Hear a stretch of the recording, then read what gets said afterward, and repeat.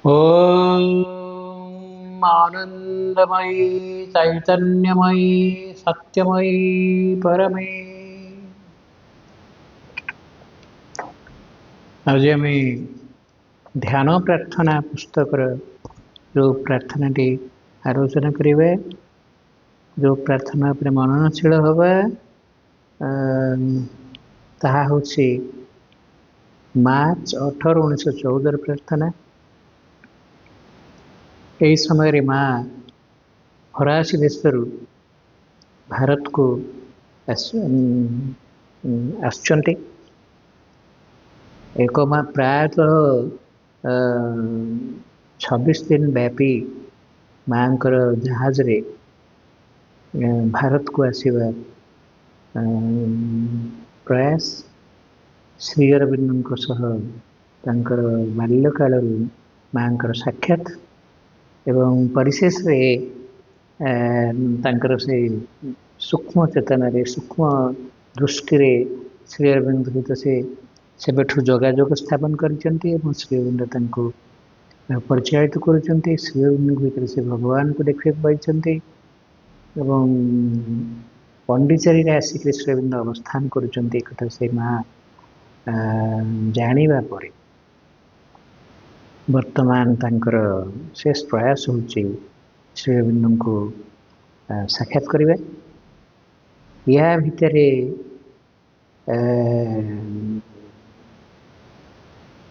Europe अवस्था मध्य जटिल आसन्न प्रथम विश्वयुद्ध ए समय पृथ्वी को रक्षा करने मानव जाति को रक्षा करने माँ तांकर साधना जारी रखिंट एवं तांकर जे श्री अरविंद जी भगवान अवतार एवं तांकर आराध्य से तांकर सानिध्य लाभ करने माँ आसुँच। तो ये प्रार्थनाटी पाठ करने पूर्व पूर्व प्रार्थनाटी आग शुणा और से माँ क्यों क्यों कथा परम प्रभु को व्याख्या करते। पूर्व प्रार्थनाटी हूँ मार्च 17 1914 प्रार्थना। जो मुहूर्त शारीरिक अवस्था किसी कष्टकर बोध हुए एवं परिणाम अस्वस्थि देखा दिए, जदि से मुहूर्त जीवन बा मृत्यु स्वास्थ्य बा व्याधि को अग्राह्य करी आमे माने तो इच्छा निकट में पूर्ण रूपे आत्मसमर्पण करूँ, तत्क्षणात ही आम्भमान समस्त सत्ता तो प्रेम एवं तो जीवन दिव्य छंदरे एक हो जाए एवं सकल शारीरिक असुस्थता विदूरित हुए और ताहार स्थान रे देखा दिए स्थिर गभीर और शांतिपूर्ण स्वास्थ्य।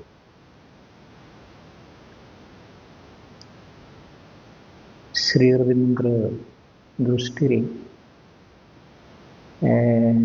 The soul is the all round healer आम अंतरात्मा जहाँ आसी मन जहाँ आसी प्राण जहाँ आसी शरीर मन प्राण शरीर बर्तमान गोटे विकृत अवस्था अच्छी मूलतः से आत्मार निष्पन्न किंतु तार विभिन्न स्तर देकर से अवचेतना निश्चेतना ग्रस्त होकर से विकृत हो जाए जहाँफल आम जीवन ये असंगति आमर स्वास्थ्य हानि घटी। तो दिव्य समन्वय रही से अंतरात्मा पाखे ये माँ तार गोटे स्वास्थ्य लाभ गोटे सरल सूत्र बताऊँ। जेहेतु माँ फ्रांस रु आसुंच एवं विभिन्न पथ देकर से समय जहाज देखिए आसबार थिला उपाय माँ हूँ तो विभिन्न जलवायु भितर कौन से गोटे असुस्थतार परिस्थिति देकर माँ आसुँच। तो ताकू आध्यात्मिक उपाय अतिक्रम कर उपाय माँ जे भगवत सानिध्य 21 वर्ष बयस भगवत सानिध्य लाभ कर सारे एवं भगवान जी होती सब संगति समन्वय प्रेम ज्योति ଦିବ୍ୟ ଶକ୍ତିର ଆଧାର ଏବଂ ଅନ୍ତରରେ ତାଙ୍କ ସହିତ ଯୁକ୍ତ ହେବାର ସୂତ୍ର ଆମେ ଆବିଷ୍କାର କରିସାରିଛନ୍ତି। ତ ଏଇଠି କହୁଛନ୍ତି ଯେ ଯେଉଁ ମୁହୂର୍ତ୍ତରେ ଶାରୀରିକ ଅବସ୍ଥା କିଛି କଷ୍ଟକର ବୋଧହୁଏ ଏବଂ ପରିଣାମରେ ଅସ୍ୱସ୍ତି ଦେଖାଦିଏ, ଯଦି ସେହି ମୁହୂର୍ତ୍ତରେ ଜୀବନ ବା ମୃତ୍ୟୁ, ସ୍ୱାସ୍ଥ୍ୟ ବା ବ୍ୟାଧି ଅଗ୍ରାହ୍ୟ କରି ଏହି ପରିସ୍ଥିତି ସମସ୍ତଙ୍କ ଜୀବନରେ ଆସିବ। ବିଶେଷ କରି ଆଜିକାଲି ଯେଉଁ ପରିବେଶ, ଯେଉଁ ପ୍ରକାର ଖାଦ୍ୟ ଲୋକ ଖାଉଛି, ତାର ଜୀବନଚର୍ଯ୍ୟା ଯେପରି, ଏହି ପରିସ୍ଥିତି ତା ପାଇଁ କେଉଁ ମୁହୂର୍ତ୍ତରେ କେଉଁ ଜଟିଳ ପରିସ୍ଥିତି ଆସିବ ତାର ଠିକଣା ନାହିଁ। ଏବଂ ସେଇ ସମୟରେ ସେଇ ଯେଉଁ ବାହ୍ୟ ଅସ୍ୱସ୍ତିକର ବା ଅସ୍ୱାସ୍ଥ୍ୟକର ବା ଜଟିଳ ଦୈହିକ ଅସ୍ୱସ୍ତି, ତାକୁ ଆମେ ଗ୍ରହଣ ନ କରି ତାକୁ ପ୍ରତ୍ୟାଖ୍ୟାନ କରି ଯାହା ଏକ ବିକୃତି, ଆମର ଯଥାର୍ଥ ସ୍ୱରୂପ ନୁହଁ। ଯଥାର୍ଥ ସ୍ୱରୂପ ହେଉଛି ମୁଁ ହେଉଛି ସଚ୍ଚିଦାନନ୍ଦ, ମୁଁ ସୁସ୍ଥ, ମୁଁ ନିରୋଗ, ମୁଁ ଅନ୍ତରାତ୍ମା, ମୁଁ ଜ୍ୟୋତିର୍ମୟ ପୁରୁଷ, ମୁଁ ପ୍ରେମମୟ ପୁରୁଷ, ମୁଁ ଏକ ଦିବ୍ୟ ସତ୍ତା, ମୁଁ ଭଗବାନଙ୍କର ସନାତନ ଅଂଶ। ତ ସେଇ ମୁହୂର୍ତ୍ତରେ ଯେଉଁ ବାହ୍ୟ ସ୍ୱାସ୍ଥ୍ୟଗତ ସମସ୍ୟା, ତାକୁ ଅଗ୍ରାହ୍ୟ କରି, ତାକୁ ଅସ୍ୱୀକାର କରି, ତାକୁ ପ୍ରତ୍ୟାଖ୍ୟାନ କରି ଆମେମାନେ ତୋ ଇଚ୍ଛା ନିକଟରେ ଯଦି ପୂର୍ଣ୍ଣ ରୂପେ ଆତ୍ମସମର୍ପଣ କରୁ, ସବୁ ଜିନିଷ ଭବିଷ୍ୟତରେ ଗଭୀରରେ ଅନ୍ତରାତ୍ମା ଭିତରେ ଦିବ୍ୟ ସଂକଳ୍ପ, ଭଗବତ ଇଚ୍ଛା ସେଇଠି ହିଁ ବିଦ୍ୟମାନ। ସେଇଥିରେ ଜଳୁଛି ଗୋଟେ ଅଗ୍ନିଶିଖା, ଆଉ ଦିବ୍ୟ ଅଗ୍ନି, ଅମର ଅଗ୍ନି। ଯେଉଁ ଅଗ୍ନି ହେଉଛନ୍ତି ପ୍ରାଣମୟ, ଜ୍ଞାନମୟ, ଯାହାଦେବ ଅଗ୍ନି। ଏବଂ ଯଦି ସେଇ ସଂକଳ୍ପ ସହିତ ଆମେ ଜୀବିତ ହେଉ ଏବଂ ତା ନିକଟରେ ସମର୍ପଣ କରୁ, ପୂର୍ଣ୍ଣ ରୂପେ ନିଜକୁ ଆତ୍ମସମର୍ପଣ କରୁ, ତତ୍କ୍ଷଣାତ୍ ହିଁ ଆମମାନଙ୍କର ସମସ୍ତ ସତ୍ତା ତୋ ପ୍ରେମ, ତୋ ଜୀବନର ଦିବ୍ୟ ଛନ୍ଦରେ ଏକ ହୋଇଯାଏ। ସେଇ ଭଗବାନଙ୍କ ଭିତରେ ଗୋଟେ ଦିବ୍ୟ ପ୍ରେମ, ଯାହା ସବୁ ଜିନିଷକୁ ସମନ୍ୱିତ କରି ସବୁ ଜିନିଷ ଭିତରେ ଗୋଟେ ଦିବ୍ୟ ସଂଗତି ଆଣିଦିଏ। ସେଥିରେ ରହିଛି ଅମର ଜୀବନର ଜ୍ଞାନମନ୍ତ୍ର ଏବଂ ତୋ ଜୀବନର ଦିବ୍ୟ ଛନ୍ଦରେ ଏକ ହୋଇଯାଏ। ଦିବ୍ୟ ଜୀବନରେ ଏକ ଦିବ୍ୟ ଛନ୍ଦ ଅଛି, ଦିବ୍ୟ ସଂଗତି ଅଛି, ତାହା ହିଁ ହେଉଛି ଦିବ୍ୟ ସ୍ୱାସ୍ଥ୍ୟ। ଏବଂ ସକଳ ଶାରୀରିକ ଅସୁସ୍ଥତା ବିଦ୍ୟୁତ୍ ହୁଏ ସେଇ ଦିବ୍ୟ ପ୍ରେମର ସଂସ୍ପର୍ଶରେ ଆସିଲେ, ସେଇ ଦିବ୍ୟ ସଂଗତି ସଂସ୍ପର୍ଶରେ ଆସିଲେ, ସେଇ ଦିବ୍ୟ ସଂକଳ୍ପ ପାଖରେ ସମର୍ପିତ ହେଲେ ଆମେ ଯଥାର୍ଥ ସ୍ୱାସ୍ଥ୍ୟ, ଦିବ୍ୟ ଜୀବନ ଲାଭ କରିପାରିବା। ଏବଂ ତାହାର ସ୍ଥାନରେ ଦେଖାଦିଏ ସ୍ଥିର, ଗଭୀର ଓ ଶାନ୍ତିପୂର୍ଣ୍ଣ ସ୍ୱାସ୍ଥ୍ୟ, ଦିବ୍ୟ ଶାନ୍ତି, ଦିବ୍ୟ ସମନ୍ୱୟ ଅନ୍ତରାତ୍ମା ଭିତରେ ଅଛି। ଏବଂ ସେଇଠି ଭଗବତ ଶାନ୍ତି ଲାଭ କରିପାରିବେ। ଏହି କଥା ଯେ ଗୋଟେ ଆନ୍ତର୍ଯୁଗ ଆରମ୍ଭ ହେଉଛି, ଗୋଟେ ଅନ୍ତର୍ଚେତନ ଦେଖି ଜୀବନ ବଞ୍ଚିବା। ମୋର ଗୋଟେ ଆନ୍ତର୍ଜୀବନ ଅଛି, ଇଏ ହେଉଛି ଏଇ ଯେଉଁ ବାହ୍ୟତଃ ଯେଉଁ ଜଡ଼ ବିଜ୍ଞାନର ଯୁଗରେ ଆମେ ବଞ୍ଚିଛୁ। ଇଏ ତା ବାଟରେ ଯିବ, ଇଏ ବି ମାନବ ସମାଜରେ ବହୁତ ଉପକାର ସାଧନ କରିଛି, କିନ୍ତୁ ଚତୁର୍ଥରେ ଚେତନାର ଅଗ୍ରଗତି ନ କଲେ ଖାଲି ବାହ୍ୟ ଭୌତିକ କିଛି ସାଜ ସରଞ୍ଜାମ ଇଏ ଆମକୁ ଯଥାର୍ଥରେ ସୁସ୍ଥ କରିପାରିବେ। ଏବଂ ଆମକୁ ପୁଣି ଗୋଟେ ଅନ୍ତର୍ଜୀବନରେ ଆଧ୍ୟାତ୍ମିକ ଜୀବନରେ ଅଗ୍ରଗତି କରିବାକୁ ପଡ଼ିବ। ଆଉ ଇଏ ହେଉଛି ତାର ସରଳ ସୂତ୍ର। ମୁଁ ଲକ୍ଷ୍ୟ କରି ଦେଖୁଛି, ଆମେମାନେ ଯଦି ଏପରି କୌଣସି କାର୍ଯ୍ୟରେ ପ୍ରବେଶ କରୁ ଯେଉଁଠି ଖୁବ୍ ଶାରୀରିକ ସହନଶୀଳତା ଆବଶ୍ୟକ, ସେତେବେଳେ ଯାହା ସବୁଠାରୁ ବେଶୀ କ୍ଳାନ୍ତିଦାୟକ ବୋଧ ହୁଏ ତାହା ହେଲା ଯେଉଁ ସକଳ ଭବିଷ୍ୟତ ବାଧା ବିପତ୍ତିରେ ଆମେ ପଡ଼ିପାରୁ ସେଇ ସବୁ ବିଷୟରେ ଚିନ୍ତା କରୁ। ଗୋଟେ ଯେ ଭବିଷ୍ୟତରେ ଏମିତି ଘଟିପାରିବ, ସେମିତି ଘଟିପାରିବ, ସେମିତି ଘଟିପାରିବ। ତେଣୁ ଗୋଟେ ଆଗରୁ ଗୋଟେ ଆଶଙ୍କା ସଂକୁଳ ହେଇକରି ଯଦି ଆମେ ସେଇ କଥା ଗୁଡ଼ାକ ଭାବି ବସିବା ତାହେଲେ ବହୁତ ମାନସିକ ଅଶାନ୍ତି ଓ ଜଟିଳତା ଭିତରେ ଆମେ ପ୍ରବେଶ କରିବା। ଆଉ ଏଇଟା ହେଉଛି ଗୋଟେ ଯଥାର୍ଥ ସ୍ୱାସ୍ଥ୍ୟ ଲାଭ କରିବାରେ ଗୋଟେ ବିରାଟ ବାଧା। କିନ୍ତୁ ବିଜ୍ଞତାର କାର୍ଯ୍ୟ ହେଲା ପ୍ରତି ମୁହୂର୍ତ୍ତରେ ଯେଉଁ ସବୁ ବାଧା ବିପତ୍ତି ଆସୁଛି ସେସବୁ ପ୍ରତି ସେଇ ସମୟରେ ଦୃଷ୍ଟି ଦେବା। ଏଇ ମୁହୂର୍ତ୍ତରେ ଯେଉଁ ସମସ୍ୟାଟା ଅଛି ସେଇଟାକୁ ସମାଧାନ କରିବା ପାଇଁ ଚେଷ୍ଟା କରିବା। ଭବିଷ୍ୟତରେ ଏହା ହେଇପାରେ ସେୟା ହେଇପାରେ ସେୟା ହେଇପାରେ ଏଗୁଡ଼ାକ ବିଷୟ ଚିନ୍ତା କରିକିରି ମୋର ସେତିକି ସାମର୍ଥ୍ୟ ନାହିଁ ସେସବୁ ଜିନିଷଟା ମୁଁ ବ୍ୟକ୍ତିଗତ ଭାବରେ ସେସବୁ ଜିନିଷକୁ ସମାଧାନ କରିପାରିବି। ଏଥିରେ ଚେଷ୍ଟା ଅପେକ୍ଷାକୃତ ସହଜ ହୋଇ ଉଠେ କାରଣ ଆମେମାନେ ବାଧାର ବିରୁଦ୍ଧରେ ଯେତିକି ଶକ୍ତି ପ୍ରୟୋଗ କରିବାକୁ ଚାହୁଁ ସେହି ଅନୁପାତରେ ଚେଷ୍ଟାର ମାତ୍ରା ଠିକ୍ ହୁଏ। ବର୍ତ୍ତମାନ ଯେଉଁ ସମସ୍ୟାଟା ଅଛି ସେଇଟାକୁ ସମାଧାନ କରିବି ସେଥିପାଇଁ ମୋର ଶକ୍ତି ପ୍ରୟୋଗ କରିବି, ଭଗବାନ ପ୍ରାର୍ଥନା କରିବି, ମୋ ଦ୍ୱାରା ଯାହା ହେଇପାରିଲା ପର୍ଯ୍ୟନ୍ତ ଚେଷ୍ଟା ବି କରିବି, ସବୁ ପ୍ରକାର ଉପାୟ ଅବଲମ୍ବନ କରିବି। ଏଇଟା ହିଁ ଯଥାର୍ଥ।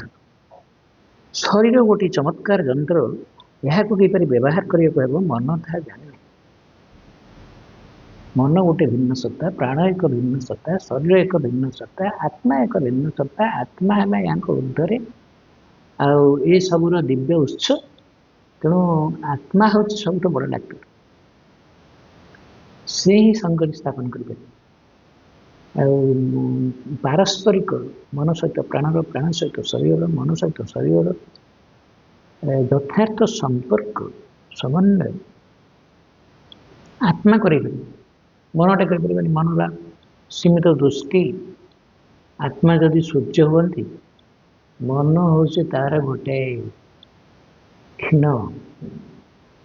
ଆଲୋକ ଏବଂ ଯେଉଁଟା ଝାପ୍ସା ଆଲୋକ। ମୋ ଚିନ୍ତା ହେଉଛି ମୋର ଦୃଷ୍ଟି, ମୋ ଦୃଷ୍ଟିରେ ସେ ସ୍ୱଚ୍ଛତା ଆସିନି ଏବଂ ଏକପାଖି ଗୋଟେ ଅଜ୍ଞାନଗ୍ରସ୍ତ।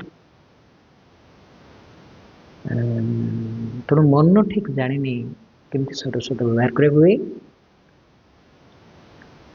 ମନ ଶରୀରର ନମନୀୟତା ଓ ଆନୁଗତ୍ୟକୁ ବୃଦ୍ଧି କରିବା ପରିବର୍ତ୍ତେ ଆଣିଦିଏ ପୂର୍ବକଳ୍ପିତ ଧାରଣା ଓ ଅହିତକର ପ୍ରଣୋଦନାରୁ ଜାତ ଗୋଟିଏ କଠିନତା। ଏଇଟା ହେଉଛି ମନର ଦୋଷ। ତେଣୁ ମନକୁ ଶାନ୍ତ କରିବା ସ୍ୱାସ୍ଥ୍ୟ ଲାଭର ଉପାୟ। ମନ ଯେମିତି ଶରୀରର ସ୍ୱତନ୍ତ୍ରତାରେ ହସ୍ତକ୍ଷେପ ନ କରେ ଏବଂ ଶରୀର ନିଜେ ଯଦି ଆତ୍ମା ଆଡ଼କୁ ଉନ୍ମୁକ୍ତ ହେଲା, ନିଜ ଭିତରେ ସେ ବିଶ୍ୱାସ ନିର୍ଭରତା ରଖିଲା, ସିଏ ସ୍ୱତଃ ଆରୋଗ୍ୟ ଲାଭ କରିବ। ଏବଂ ସେଥିରେ ମନର ବିଭିନ୍ନ ପ୍ରକାର ଫେନ୍ଦ ଯଦି ପୂରେଇବା ତାହେଲେ ସବୁ ଗଡ଼ବଡ଼ ହେବ। ତେଣୁ ମା ଏ କଥାଟା ନିଜେ ଅଭ୍ୟାସ କରୁଛନ୍ତି ଆଉ ଏଇ ପ୍ରାର୍ଥନାରେ ତାଙ୍କର ସମସ୍ତ ସନ୍ତାନମାନଙ୍କୁ ଏ କଥା ବିଷୟରେ ଅବଗତ କରାଉଛନ୍ତି। ହେ ପ୍ରଭୁ, ପରାବିଦ୍ୟା ହେଲା ତୋ ସଙ୍ଗେ ଏକୀଭୂତ ହେବା। ଆମେ ଯେତେ ଜଡ଼ ବିଜ୍ଞାନର ଯେତେ ବଡ଼ ଡାକ୍ତର ହଉ ଆଉ ସେ ଯାହା କହୁ ସେଥିରେ କିଛି ହେଉଛି ତାହା ନୁହଁ, କିନ୍ତୁ ସେଥିରେ ସବୁ ସମାଧାନ ହେଇଯିବ ତା ମଧ୍ୟ ନୁହଁ। ଏତେ ନୂଆ ନୂଆ ରୋଗ ବାହାରୁଛି ଆଉ ମଣିଷର ଚାରିତ୍ରିକ ଯେଉଁ ବିଶୃଙ୍ଖଳା, ପରିବେଶଗତ ବିଶୃଙ୍ଖଳା, ଏସବୁକୁ ନେଇକି ଯାହା ସବୁ ବର୍ତ୍ତମାନ ଘଟୁଛି ସେ ଡାକ୍ତରର କେତେବେଳେ କ'ଣ ହେବ ତାର ବି ଠିକଣା ନାହିଁ। ସେ କେଉଁ ଗୋଟେ ବିଷୟରେ କ'ଣ ଟିକେ ଜାଣିଛି ନା ଆଉ ସେ କ'ଣ ସର୍ବବିଦ୍ୟା ଏବଂ ଅମର ବିଦ୍ୟା। ଆମର ତ ଆଗରୁ ଆୟୁର୍ବେଦ ଆଜି ହେଉଛି ଧନତେରସ ଦିବସ, ଧନ୍ୱନ୍ତରୀଙ୍କ ଦିବସ। ଯିଏ ହେଉଛନ୍ତି ଆୟୁର୍ବେଦ ଆଚାର୍ଯ୍ୟ ଏବଂ ଯିଏ ହେଉଛନ୍ତି ଅମୃତ ବିଦ୍ୟାର ଅଧିକାରୀ, ସେ ଆୟୁର୍ବେଦ ହେଉଛି ଋଗ୍ବେଦରୁ ଆସିছে ଯେ ଅମରତ୍ୱର ବିଦ୍ୟା। ଆଗ ଚେତନାରେ ଅମରତ୍ୱ, ତାପରେ ଦୈବିକ ଅମରତ୍ୱ ବା ଏଇ ଶାରୀରିକ ଅମରତ୍ୱ। ଏଇ ଯେଉଁ କଥା ଏଇଟା ଆଧ୍ୟାତ୍ମିକ ବିଷୟ। ଆତ୍ମାକୁ ଆବିଷ୍କାର ନ କଲେ ଏଇସବୁ ବିଷୟରେ କିଛି ଜଣେ କିଛି କୂଳ କିନାରେ କିଛି ପାଇବନି। तो हे प्रभु पराविद्या है तो संगी एहुत तो उपरे निर्भर रखा तो मध्य बास करवा तू ही हो जा सेतेबेले आउ असंभव बोली किसी रहिब नहीं कारण से ही मनुष्य सेतेबेले प्रकाश करिब तोर सर्वशक्तिमत्ता से आत्मा भितर सर्वशक्तिमत्ता सर्वज्ञता अच्छी तो आत्मा को आविष्कार करवा भगवान को उपलब्धि करवा उनको पराविद्या आउ सब है अपराविद्या मन स्तर प्राण स्तर भौतिक स्तर में आम जहाँ कि करुचु से सब अपराविद्या तेणु माँ ये को पराविद्या विषय अवगत कर पराविद्यार प्रभु हेले श्री अरविंद 14 वर्ष बिलात पाठ पढ़ी से ही हेले प्रथम भारतीय जे वेदर यथार्थ अर्थ कर सनातन संस्कृति आर्य सभ्यता भारतर सबू वेद गीता पुराण शास्त्र सबूर जो निर्यास तार जो अंतर्महत्व सब पश्चात गोटे आत्मार दृष्टि आत्मार अनुभव आत्मार कला आत्मार स्वास्थ्य ये आत्मार जो आत्मा संपर्कित होती है आध्यात्मिकता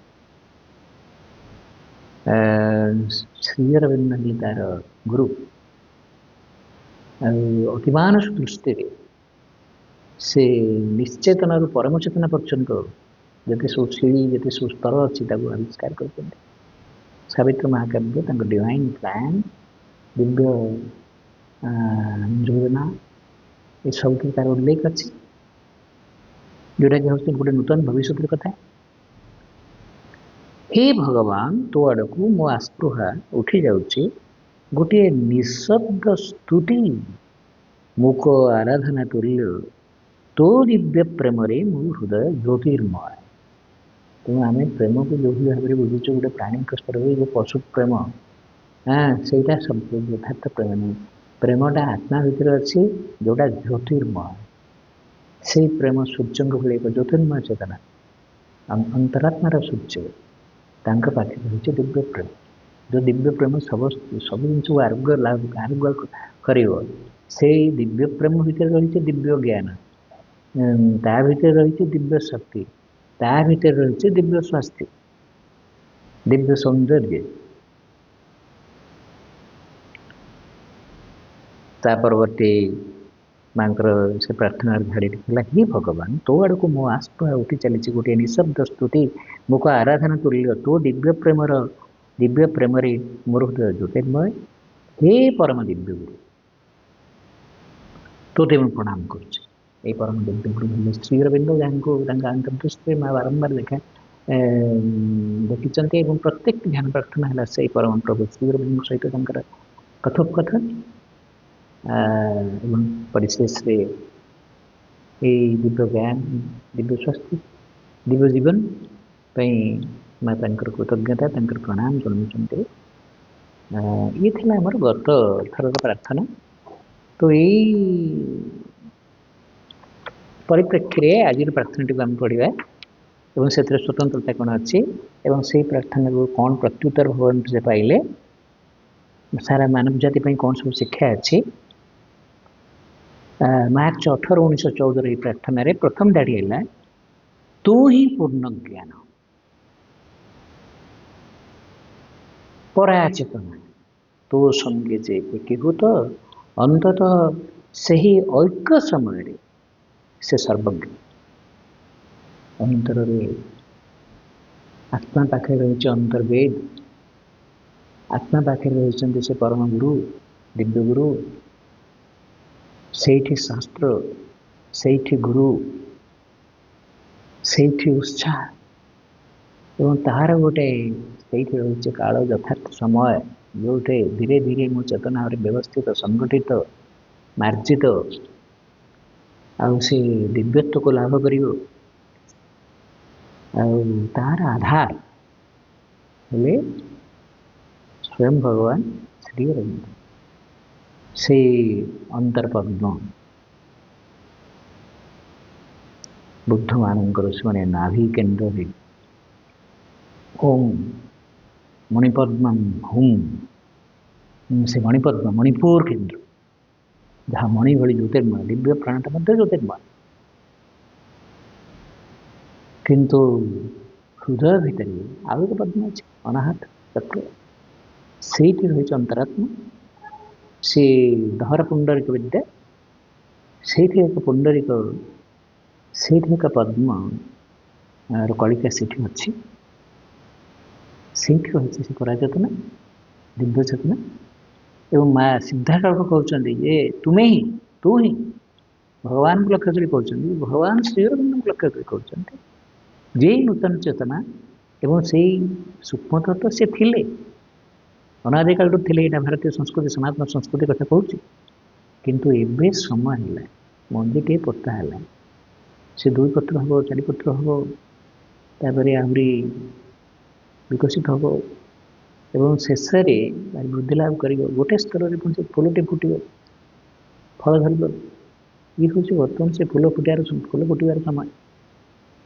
अंतरात्मार विकास प्रकाश घटवार समय ये कथा कराउछन्ति पश्चात से परम प्रभु श्रीअरविंद ये पराविद्यार स्वामी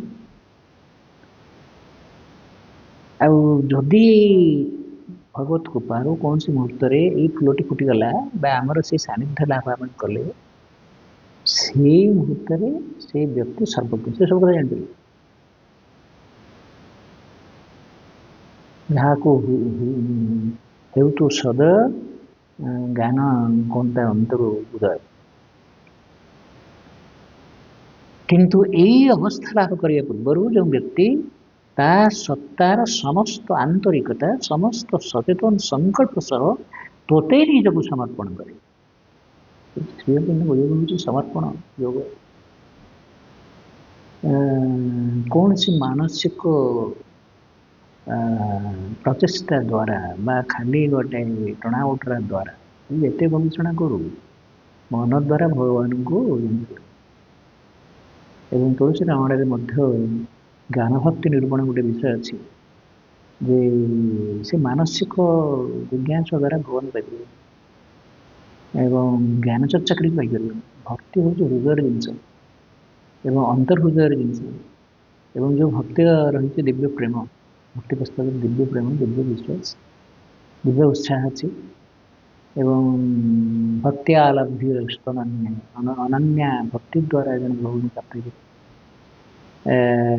तो ये कथा हूँ किंतु ये अवस्था लाभ करने पूर्वर जो व्यक्ति भागवत एकात्मता लाभ करने पूर्वर जो व्यक्ति सत्तार समस्त आंतरिकता समस्त सचेतन संकल्प सह तोते निजक समर्पण करे जो व्यक्ति निज मध्य एवं ता द्वारा प्रभावित सकल क्षेत्र में तोर दिव्य प्रेमर विधान को प्रकाशित और जयी होगा सकाशे निजर समस्त प्रकार उद्यम करने को बद्धपरिकर हुए यह गोटे आध्यात्मिकता ये जे कथा करे से साधु से व्यक्ति देखिपारे ता जीवन सबकि परिवर्तित हो जाउछि अंतरात्मा भगवान हेले विश्वनियंता एवं तांको संकल्प कार्यकारी होगा द्वारा मो भीतर जेते असंगति जेते विकृति जेते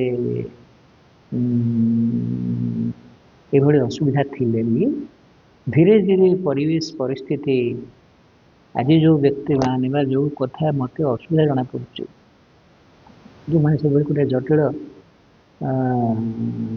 विरोध सृष्टि करुँच से तिष्टि पारे से परिवर्तन घटे एवं सही व्यक्ति देखिपारे ता जीवन सबकि परिवर्तित हो जाउछि एवं प्रत्येक घटना रे तो विधान प्रकट हो दिव्य विधान भगवान सी हेले सब बड़ चिकित्सक जमीका सी हेले सब बड़ संगठक सी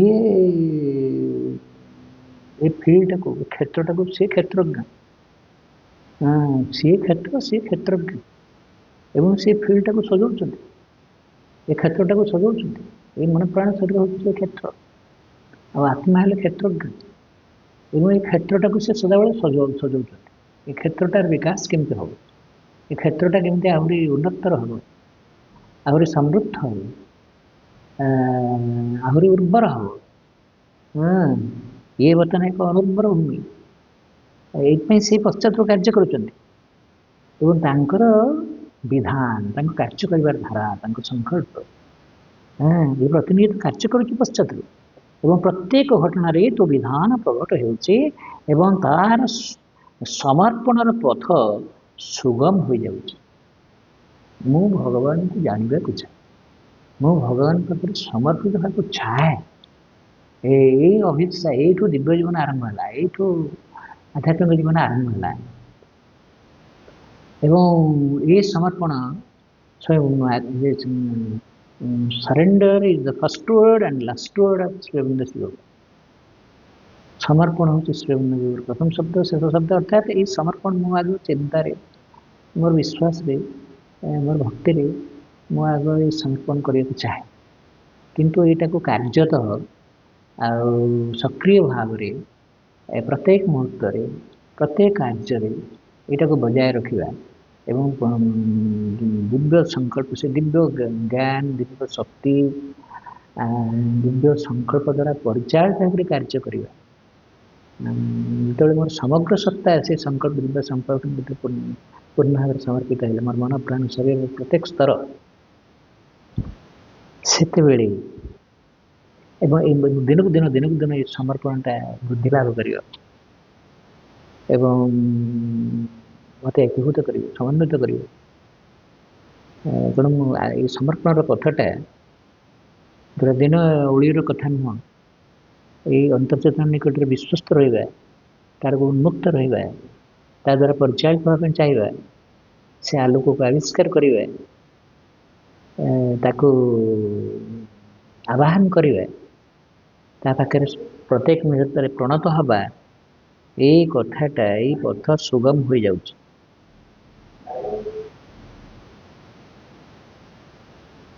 ତା ପକ୍ଷେ ସର୍ବଦା ସବୁଠାରୁ ଯାହା ଶ୍ରେୟ ତାହା ହିଁ ଘଟୁଛି।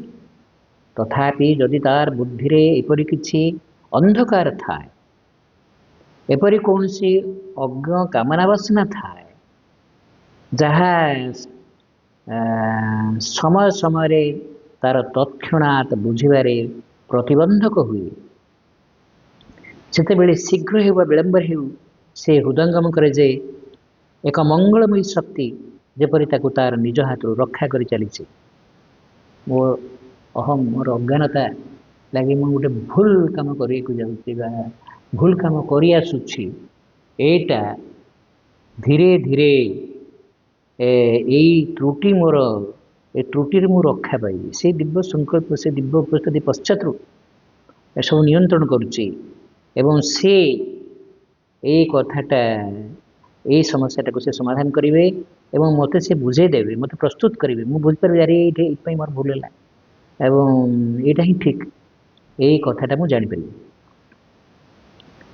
ଏକ ମଙ୍ଗଳମୟ ଶକ୍ତି ଯେପରିକି ତାକୁ ତାର ନିଜ ହାତରୁ ରକ୍ଷା କରି ଚାଲିଛି, ଯେଉଁଥିରେ ତାର ବିକାଶ ଓ ରୂପାନ୍ତର, ସର୍ବାଙ୍ଗୀନ ଧର୍ମାନ୍ତର ଓ ସାର୍ଥକତା ନିମିତ୍ତ ପୂର୍ଣ୍ଣ ଅନୁକୂଳ ଅବସ୍ଥା ଆସିଥାଏ।